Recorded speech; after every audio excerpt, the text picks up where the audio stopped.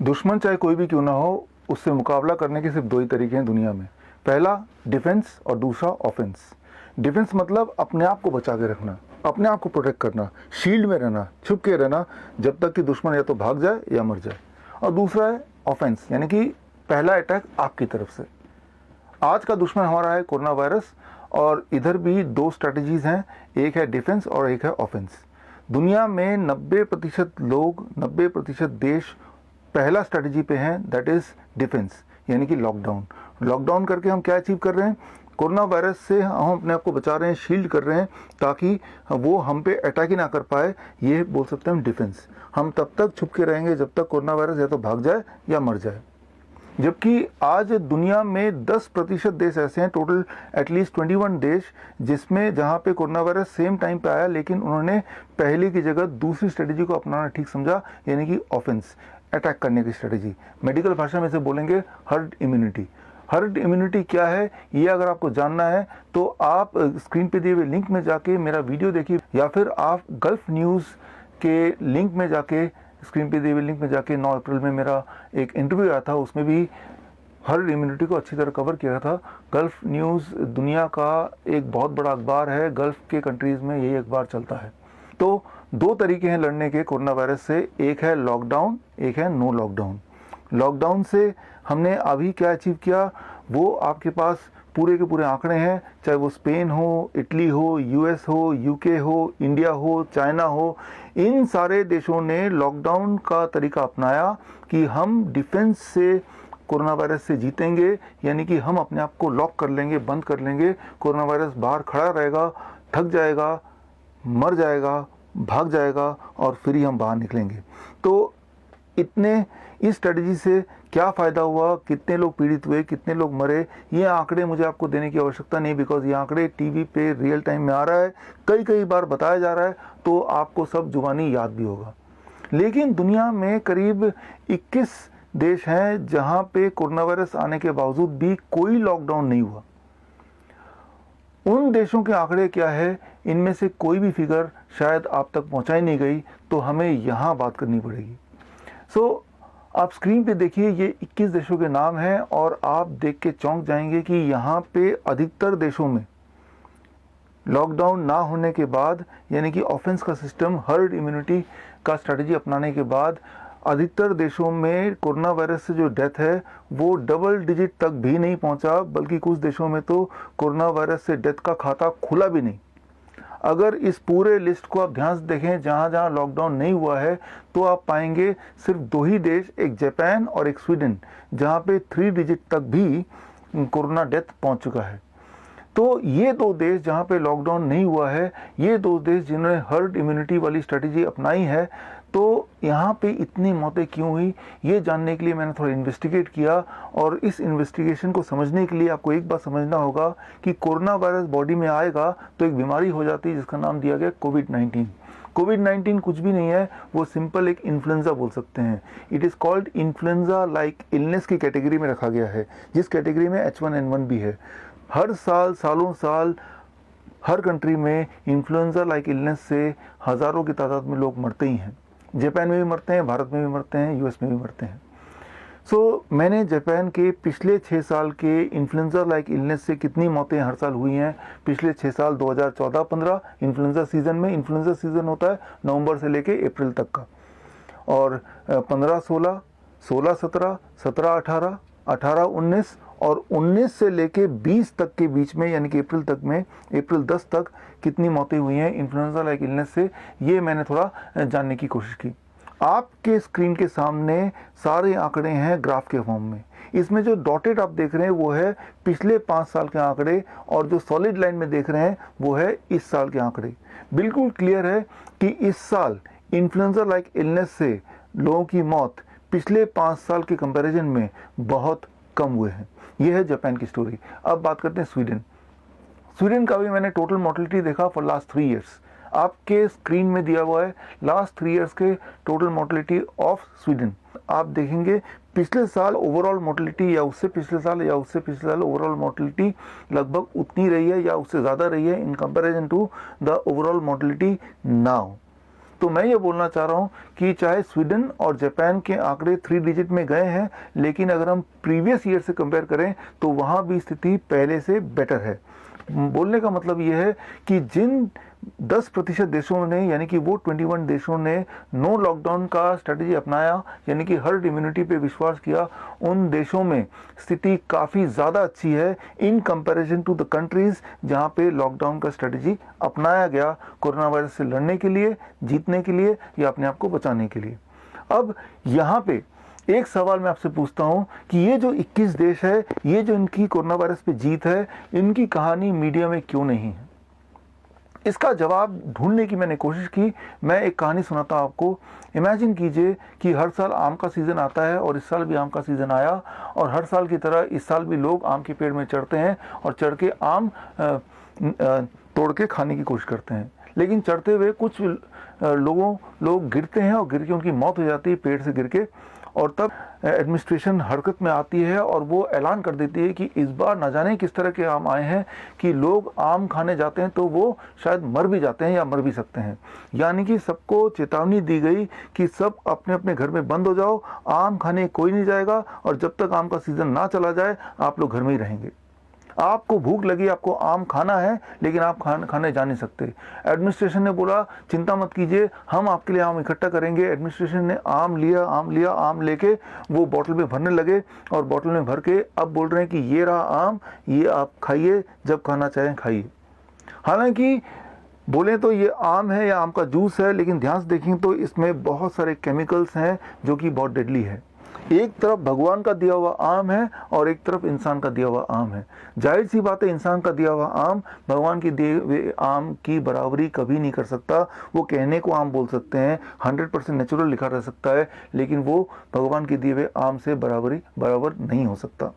अब इसको आज के कॉन्टेक्स्ट में बात करते हैं, जिसे हम बोलते हैं वैक्सीनेशन। वो जो 21 देश है उनकी हर्ड इम्यूनिटी या कम्युनिटी इम्यूनिटी डेवलप हो गई है, यानी कि उन 21 देश को ना तो दवाइयों की ज़रूरत है कोरोना वायरस के अगेंस्ट, ना ही उनको किसी तरह की वैक्सीन की आवश्यकता है कोरोना वायरस के अगेंस्ट। अब वैक्सीन क्या होता है समझिए। मैं एक उदाहरण लेता हूँ। मान लीजिए कोरोना वायरस है, और ये वायरस जब आपके बॉडी में जाता है तो एक बात याद रखिए, सारे लोग बीमार नहीं पड़ते। आंकड़े कहते हैं 80% लोग बीमार ही नहीं पड़ेंगे कोरोना वायरस की वजह से, यानी कि उनको पता तक नहीं होगा कि उनके बॉडी में they are the carrier of corona virus, they will not know. सिर्फ 20% लोग बीमार पड़ते हैं, उनमें से भी 10% लोगों को टेम्परेचर होता है और 10% को सिर्फ खांसी होती है।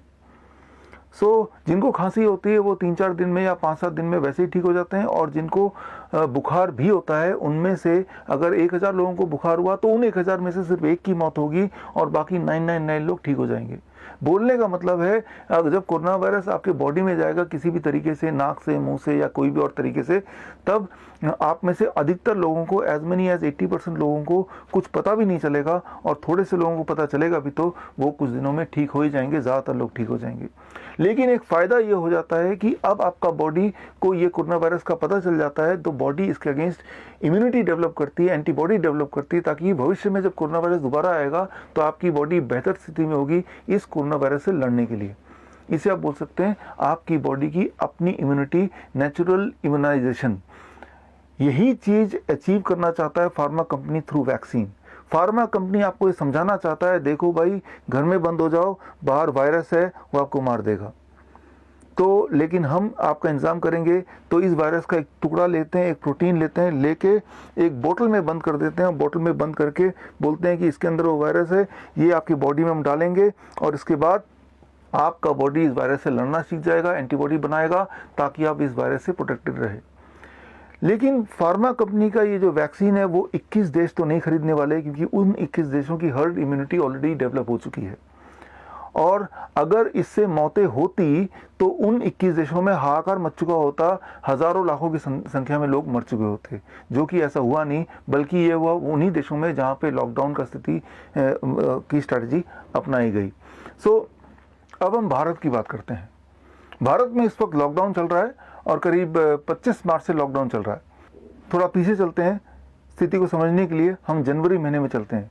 एक इमेजिनरी सिचुएशन लेता हूँ। इमेजिन कीजिए आपको पूरे देश की सिक्योरिटी का इंचार्ज बनाया गया, पूरे देश की सिक्योरिटी का जिम्मा आप पे डाला गया और आप अलर्ट हैं कि बाहर से लोग अंदर देश में ना आ जाए, देश को लूटे ना, देश में अटैक ना करे। और आपके जासूस पूरे दुनिया में फैले हुए हैं और आप पूरे देश के सिक्योरिटी इंचार्ज हैं और आपके जासूस आपको खबर देते हैं कि देश में अलग अलग जगह से, दुनिया के अलग भाग से स्मगलर एंटर करने वाले हैं और स्मगलर एंटर कर जाएंगे तो देश को खा जाएंगे। आपको देश को बचाना है तो आप पूछते हैं भाई मैं स्मगलर को पहचानूंगा कैसे? वहाँ से जासूस बोलता है वो स्मगलर दिखने में आम लोगों की तरह ही है, आप शायद पहचान नहीं पाएंगे। आप बोलेंगे मैं पहचान ही नहीं पाऊंगा तो उनको पकड़ूंगा कैसे? वो बोलते हैं कि देखा गया है कि उनमें से कुछ स्मगलर की मूछें भी हैं। तो आपके दिमाग में आइडिया आता है कि चलो भाई एटलीस्ट मूछे वाले स्मगलर को तो पकड़ें।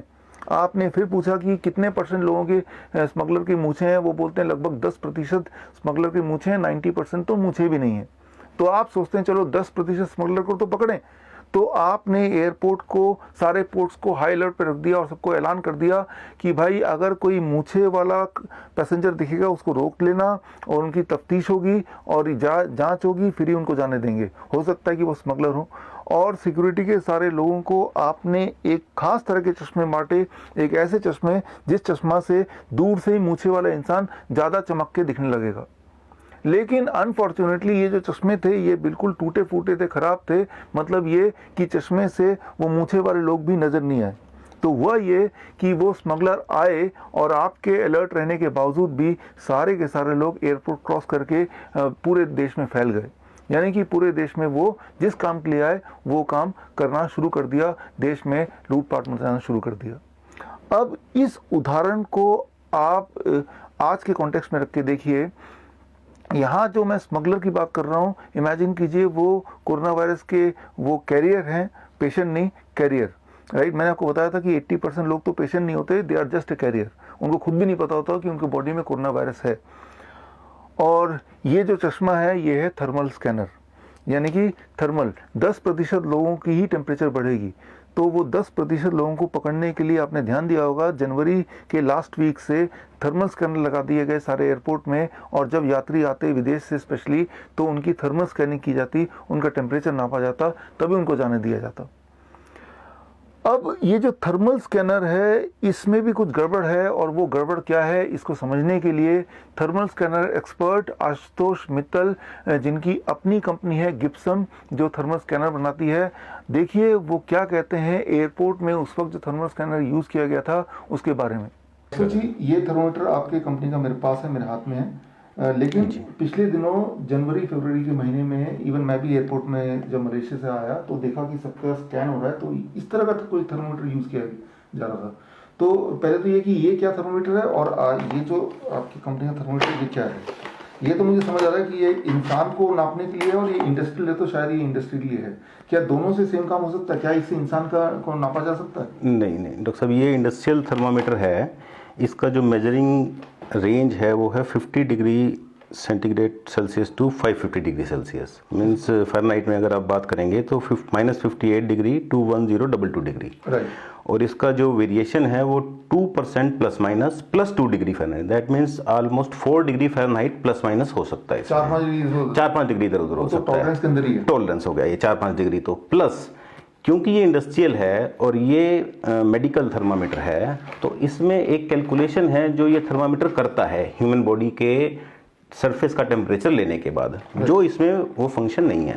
तो इससे आप बिल्कुल मेजर नहीं कर सकते। इसमें आपका variation up to 10 degree Fahrenheit भी आ सकता है। 10 डिग्री, मान लो किसी का अगर 99 है तो वो 89 भी आ सकता है और 109 भी आ सकता है। इतना मतलब वेरिएशन इसमें, क्योंकि ये इंडस्ट्रियल थर्मामीटर है। इसको तो आप अगर यूज़ करेंगे तो मतलब ये तो बिल्कुल फुटाइल एक्सरसाइज है। तो मैंने ये देखा कि एयरपोर्ट में अक्सर यही यूज़ हो रहे थे, इवन हमारे जो कॉलोनी में यूज़ हो रहे हैं आजकल वो भी यही यूज़ हो रहे हैं। तो मतलब ये तो बेकार में ही कर रहे हैं फिर तो। एक्चुअली हुआ ये कि ड्यूरिंग जनवरी फरवरी जब ये कोरोना स्टार्ट हुआ तो कुछ थर्मामीटर्स जो इंडिया में, क्योंकि इंडिया ये थर्मामीटर बनाता नहीं है, इंडस्ट्री ये अपना फ़ारेनहाइट ये इंफ्रारेड थर्मामीटर, तो थर्मामीटर्स इंडिया से बाहर एक्सपोर्ट हो गए सारे थर्मामीटर्स।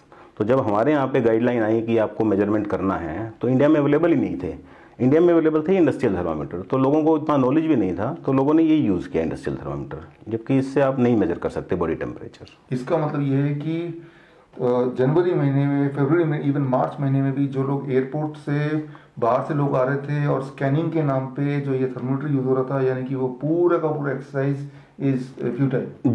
जो इससे स्कैन हुआ है वो सारी एक्सरसाइज फ्यूटाइल है। कुछ थर्मामीटर यहाँ से जिनके पास मेडिकल होगा वो तो ठीक है, लेकिन मेडिकल में भी एक इशू ये था कि इसकी जो मेजरिंग डिस्टेंस है थर्मामीटर का, वो इस पर मैंशन है 1 to 5 सेंटीमीटर। ये अलग अलग मैन्युफैक्चरर का अलग अलग रहता है, लेकिन ये है 1 to 5 सेंटीमीटर।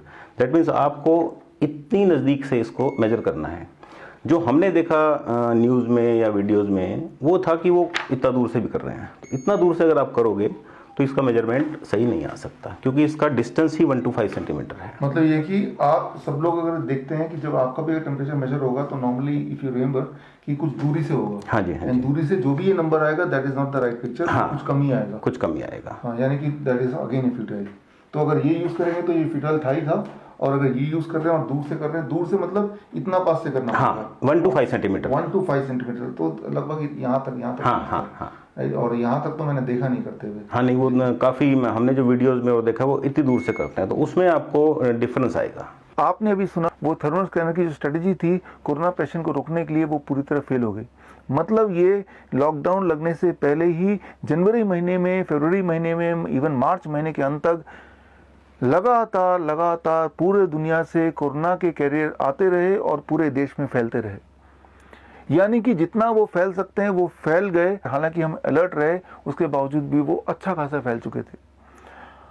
आज इस वक्त जबकि लॉकडाउन है, जाहिर सी बात है वो कोरोना के जो कैरियर हैं उनमें से अधिकतर लोग पेशेंट नहीं, उनको पता भी नहीं है खुद भी, वो अभी भी पूरे देश में फैले होंगे। अब एक इमेजिनरी सिचुएशन लेते हैं कि मान लीजिए मैं उनमें से एक हूँ, वो कोरोना कैरियर हूँ, और लॉकडाउन के बावजूद भी 3-4 घंटे की ब्रेक मिलती है जब आप सब्जी लाने जा सकते हैं, ये अलाउड है। मान लो मैं सब्जी लाने जाता हूँ, मैं आम लाने जाता हूँ, मैं आम को पकड़ता हूँ, यार ये आम उतना ठीक नहीं लग रहा, इसको छोड़ देता हूँ, कुछ आम लेता हूँ और इनमें से ये छोड़ दिया। मैं कोरोना का कैरियर हूँ, लेकिन मैं विक्टिम नहीं हूँ, पेशेंट नहीं हूँ। अब यहाँ कोरोना वायरस आया कि नहीं आया, मेरे ख्याल से आ जाएगा। अब एक और हेल्दी पर्सन आएगा कुछ देर बाद, वो भी आम लेने आया है और गलती से अनजाने में ये आम घर ले जाएगा, यानी कि कोरोना वायरस उसके घर में पहुंच गया। बोलने का मतलब ये है कि in spite of lockdown corona virus फैलता जा रहा है। इसको रोकना भारत जैसे देश में पॉसिबल ही नहीं है, क्योंकि भारत की जो आबादी है वो लगभग 140 करोड़ है और भारत में जो पुलिसकर्मी हैं वो करीब 15 लाख। इनमें से भी एक good sizable number of policeman VIP के सिक्योरिटी के लगे हुए हैं, बहुत सारे और काम में लगे हुए हैं। थोड़े से पुलिसकर्मी से भारत जैसे बड़े देश में 140 करोड़ लोगों को घर में बंद रखना ये नियर इम्पॉसिबल है। और टीवी में आप जो देख रहे हैं, अपने आसपास जो देख रहे हैं, वो कुछ टिट्स एंड बिट्स हैं, उनको आप एक्सपैंड करके पूरे भारत के लिए जनरलाइज नहीं कर सकते। इसका मतलब ये है कि मेरे अंदाजे से कोरोना वायरस बुरी तरह से भारत में फैल गया, और अगर फैल गया तो ये बहुत अच्छी बात है, यानी कि भारत ने हर्ड इम्यूनिटी अचीव कर लिया है। वैसे भी आप देखिए भारत में कोरोना विक्टिम जो है, कोरोना वायरस से जो मौतें हैं वो लगभग 360 लोग हैं। 140 करोड़ की आबादी में 360 या 370 बहुत ही कम नंबर माना जाएगा, वेरी लेस। और ये जो 360 मौतें हैं ये कोरोना वायरस से है कि नहीं, ये भी एक क्वेश्चनेबल चीज़ है, क्योंकि मैंने आपको बताया, मैंने अपने पिछले वीडियो में बताया था कि कोरोना वायरस को टेस्टिंग करने का जो आरसी पीसीआर टेस्ट है वो अपने आप में क्वेश्चनेबल एक टेस्ट है, उसके ऊपर हम रिलाई नहीं कर सकते, पहली बात। और दूसरी बात, मैंने आपको ये भी बताया कि इसका जो इलाज है क्वारंटाइन में रखने के बाद, वो इलाज में जो दवाइयाँ देते हैं वो दवाइयाँ ही कई बार डेथ की कॉज बन सकती है, एटलीस्ट एविडेंस तो यही कहते हैं। तो पहली बात तो अगर सारे के सारे पेशेंट कोरोना वायरस से ही मरे तब भी वो 360 का नंबर है, और सच्चाई तो ये है कि ये बोल नहीं सकते वो कोरोना वायरस से मरे हैं या उसके ट्रीटमेंट से मरे हैं, वो कोरोना वायरस के पेशेंट थे भी कि नहीं, या जब वो आए एडमिट हुए तब उनके बॉडी में कई सारे और बीमारियां भी थी, क्या पता वो किस बीमारी से मरे। लेकिन overall numbers are very less. So India has achieved already herd immunity, इसलिए हमें उतना चिंतन या चिंता की बात नहीं है, हमें उतना चिंतन करने की आवश्यकता नहीं, कम से कम इस डायरेक्शन में कि हम कोरोना से बीमार पड़ेंगे, क्योंकि वैसे भी कोरोना का जो फैलने की शक्ति है वो 2.2 है और उसका जो मोर्टलिटी रेट है वो 0.1 है, which is like any flu. अब एक सवाल मेरा आपसे इमेजिन कीजिए कि ये रहा कोरोना वायरस। जैसे मैंने बताया, इसकी मोर्टलिटी रेट 0.1% है। 1000 लोगों को कोरोना वायरस आएगा तो एक की मौत होगी, 999 लोग ठीक हो जाएंगे। और इसके फैलने की शक्ति 2.2 यानी कि 1 से 2 या 3 लोगों तक ही पहुंच सकता है। इमेजिन कीजिए एक ऐसी परिस्थिति आ जाए हमारे देश में या विश्व में कहीं भी, जहां पे इस कोरोना वायरस से भी कई गुना ज़्यादा खतरनाक वायरस या बैक्टीरिया आ जाए। एक ऐसा इन्फेक्शियस एजेंट जिसके फैलने की शक्ति लगभग 10 है, मतलब 1 से 10 लोगों को फैलेगी, कोरोना वायरस से 5 गुना ज़्यादा ताकतवर, और इसके मोर्टलिटी रेट कोरोना वायरस से करीब 20 गुना ज़्यादा। लगभग एक ऐसा वायरस जो पूरे साल में 5 लाख लोगों को मारता हो या हर मिनट में एक इंसान को मारता हो। अगर ऐसा कोई वायरस या बैक्टीरिया हमारे देश में आ जाए तो हमें क्या करना चाहिए? आप बोलेंगे, जब इसके लिए क्वारंटाइन हो गया, जब इसके लिए लॉकडाउन हो गया, तो जाहिर सी बात है अगर ऐसा कोई वायरस आ जाए तो हमें अपने आप को घर में बंद कर लेना चाहिए, लॉकडाउन करना चाहिए, जब तक कि ये वायरस पे काबू ना पा लिया जाए, ये वायरस मर ना जाए या भाग ना जाए। मैं आपको बताना चाहूँगा, ये जो वायरस या ये जो बैक्टीरिया है, एक्चुअली ये एक बैक्टीरिया है और इसका नाम है, बीमारी का नाम है ट्यूबरक्लोसिस। बहुत दुख के साथ मुझे बताना पड़ रहा है, हर साल भारत देश में करीब 4 से 5 लाख लोग ट्यूबरक्लोसिस से मरते हैं, यानी कि ऑलमोस्ट हर मिनट एक आदमी की डेथ होती है। अभी तक जब से आप मेरा वीडियो सुन रहे हैं या देख रहे हैं, तब से लगभग अब तक 10 लोगों की मृत्यु हो चुकी है ट्यूबरक्लोसिस से। तो मेरा आपसे सवाल यहाँ पे, इसका जवाब आप ढूंढेंगे, मुझे तो नहीं मिला। जिस तरह से कोरोना वायरस से एक भी पेशेंट की मौत होती है तो टीवी में बड़ा आ जाता है, देखो एक और पेशेंट मर गए कोरोना वायरस से, तो ठीक उसी तरह से ट्यूबरक्लोसिस से हर दिन 1000 नए लोग मरते हैं। तो तब भी टीवी में बताना चाहिए या नहीं चाहिए? देखिए 1000 और लोग आज ट्यूबरक्लोसिस से मर गए, अब 1001 लोग मर गए, 2 लोग मर गए, अब 5 लाख का फिगर पहुंचने वाला है, अब 5 लाख का फिगर पहुंच ही गया है। ट्यूबरक्लोसिस के लिए क्यों नहीं बताया जाता है? ये सवाल का जवाब मैं नहीं दूंगा, ये सवाल का जवाब आप कमेंट में दीजिए, क्या कारण हो सकता है।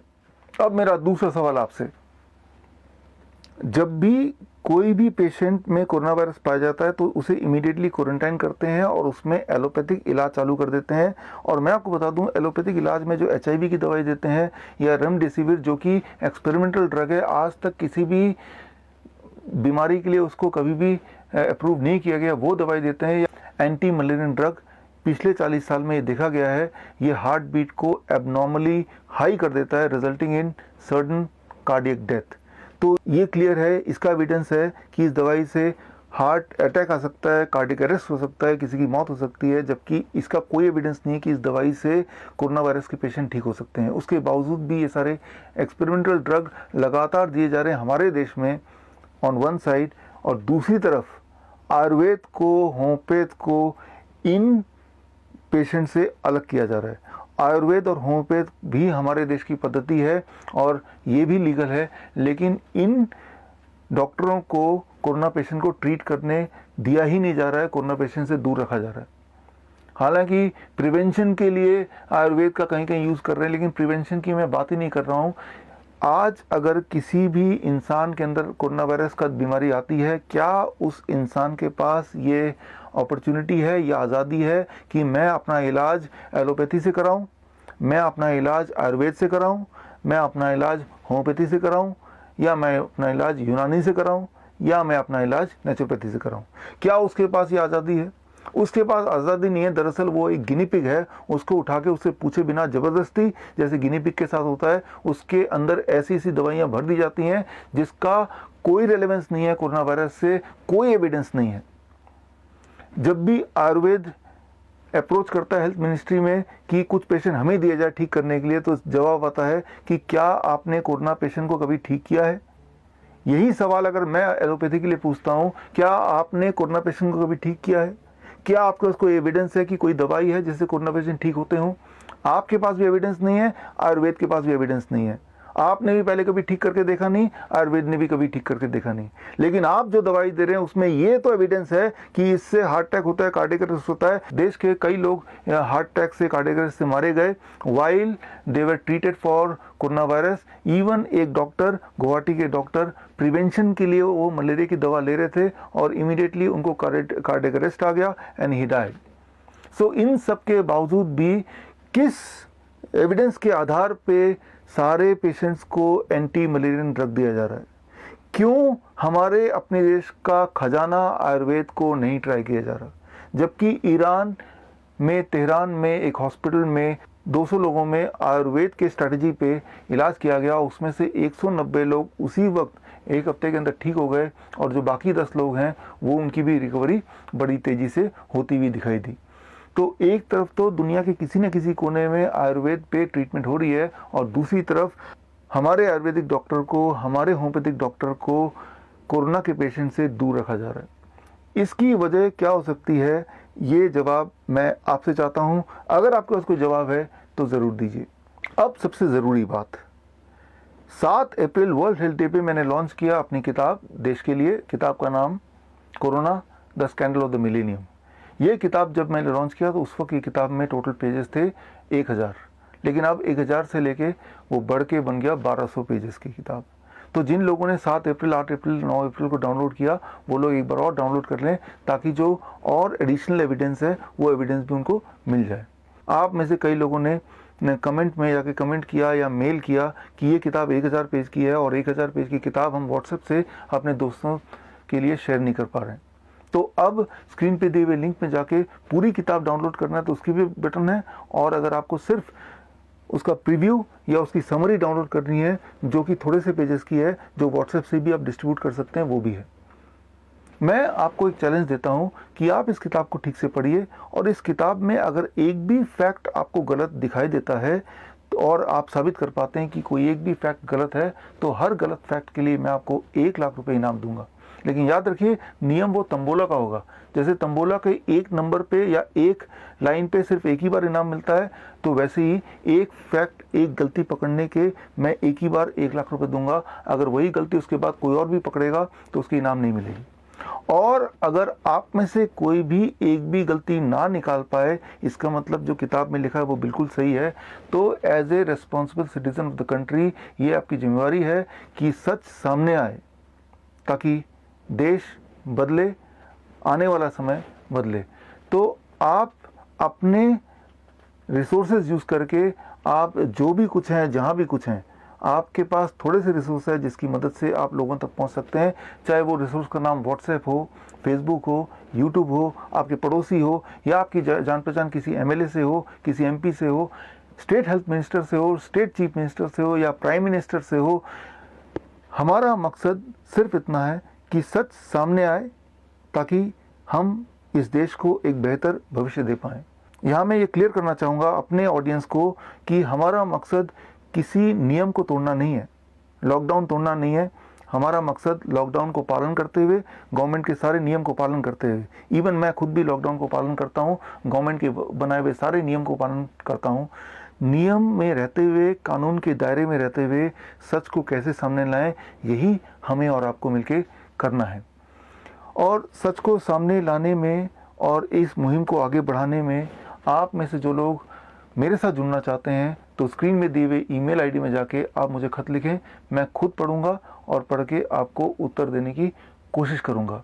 अब एक आखिरी बात, बहुत इंपॉर्टेंट बात, आपने देखा होगा कुछ लोग मेरे क्वालिफिकेशन को लेके सवाल उठा रहे हैं, यूट्यूब में जाके कमेंट कर रहे हैं या उस पर वीडियो बना रहे हैं। मेरे जो भी क्वालिफिकेशन है वो सारे क्वालिफिकेशन अगले 3-4 सेकंड में स्क्रीन पे मैं फ्लैश कर रहा हूँ। ये सारे मेरे सर्टिफिकेट्स हैं। अगर आप में से कोई भी इनमें से किसी सर्टिफिकेट को गलत साबित कर दे तो मैं उसको भी 1 लाख रुपए इनाम दूंगा। और इनाम की बात तो छोड़िए, अगर ये सर्टिफिकेट गलत हैं तो आई एम श्योर कानून के प्रावधान के अनुसार उसके लिए भी कोई ना कोई सज़ा होती होगी। उस सज़ा के लिए मैं पूरी तरह तैयार हूँ। मैं ये बोलना चाह रहा हूँ कि मेरे सारे सर्टिफिकेट ओरिजिनल हैं, ऑथेंटिक हैं। आप चाहे तो कहीं से वेरीफाई करना चाहें तो वेरीफाई कर लीजिए।